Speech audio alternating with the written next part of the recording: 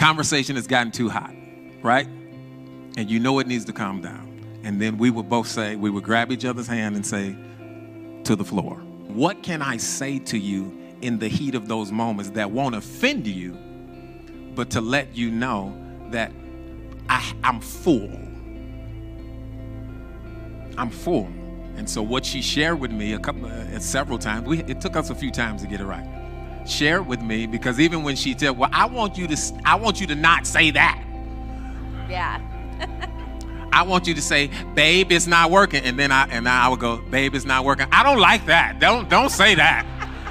That's what you told me to say. Well, I don't like it. Well, then let's back to the drawing board. Let's figure this out.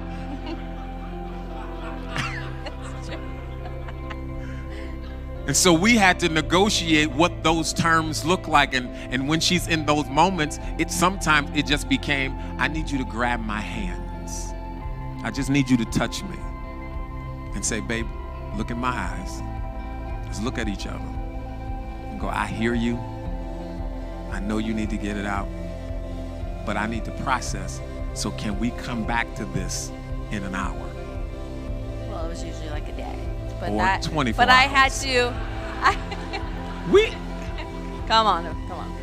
But in the beginning, it was a day. Yeah. But over time, my processor, I changed it, and I got the 2.0 version. So yeah, it took time. I had to build that muscle. But I definitely had to learn to wait, and that's what I was talking back in the beginning about. Just resting in God and knowing, okay, we're going to get through this. God's got this. He's working it out, and we're going to talk about this, and it's going to be okay. And I had to just go on with my day knowing when he assured me, okay, we're going to talk about this. Right now I'm too angry. I need to go. And then I would say, well, I want to talk about this, and I'm mad, and I don't like this, and I don't like your process. But okay. But we would come to an agreement, and sometimes I would say, no, I need to talk about this now. And sometimes I would say, okay, we can wait. But we agreed before what it was going to look like. And we both had to negotiate what would work for both of us. And that it helped us extremely to have boundaries for both of us of what worked and didn't hurt both of us.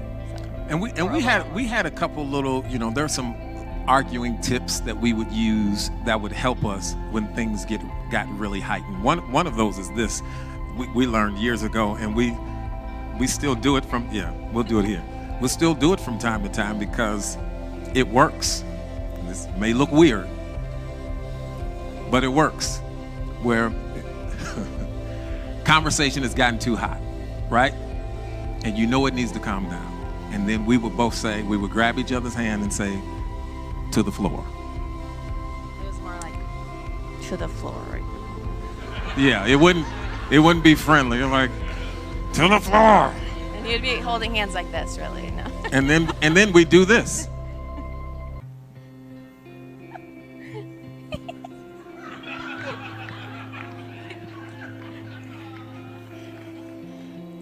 And the reason we would do this is because you can't argue like this.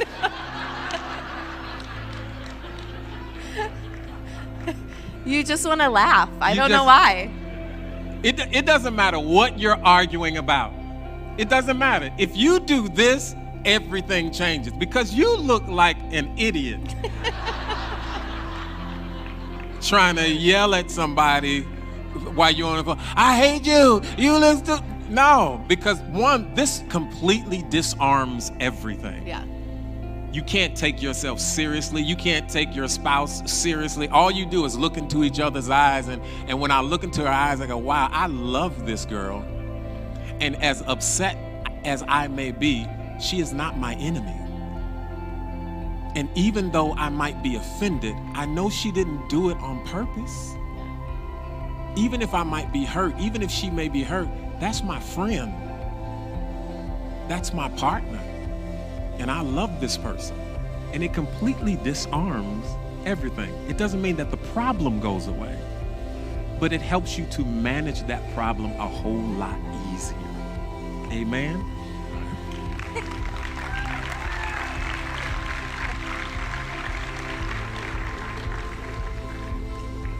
So we're going to say this and we're going to leave. And I want to just share one of the biggest roadblocks that we have, that any couple has in a relationship, is offense. Offense. Colossians 3:13 says, make allowances for each other's faults and forgive anyone who offends you. Remember, the Lord forgave you, so you must forgive others. A spouse who cannot forgive is someone who has forgotten what they have been forgiven of. And it's easy for us to hold on to those offenses and say, I'm not going to forgive you.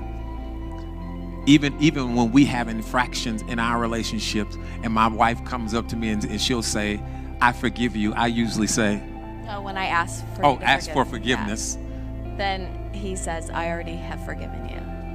I forgive you. I forgave you when it happened, because I don't want that bitterness living in my heart. Because when you don't forgive, you close the door to reconciliation.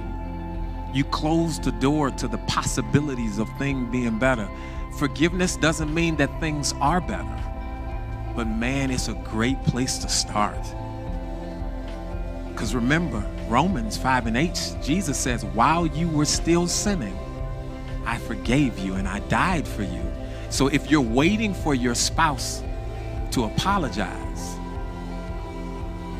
that's not forgiveness. That's revenge. That means I want you to work for it. I want you to work for my forgiveness. I want you to hurt like you hurt me. And that's not how I want to treat God's daughter. Forgiveness is the catalyst for healing and reconciliation. Your spouse is not your enemy. They're not your enemy. They are your friend. Consider the best of them, even when they're doing the worst. See them as God sees them, and watch your marriage actually be transformed. It will be completely turned around. Amen? Trust me, God can do anything. We've seen God resurrect relationships that we knew were dead when we saw them. He's a miracle worker. If we trust him for our salvation and we trust him for our deliverance, we should also trust him with our marriages, because he's just that good.